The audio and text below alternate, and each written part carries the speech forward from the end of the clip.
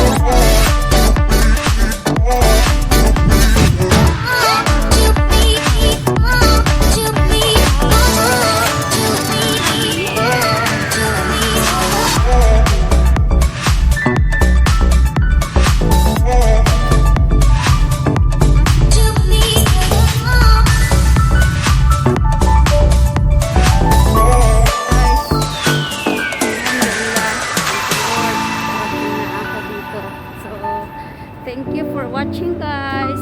Sana maging okay na ang lahat. At don't forget to subscribe yung hindi pa nakasubscribe sa channel ko. Sana marami pang mag-iwala sa channel ko.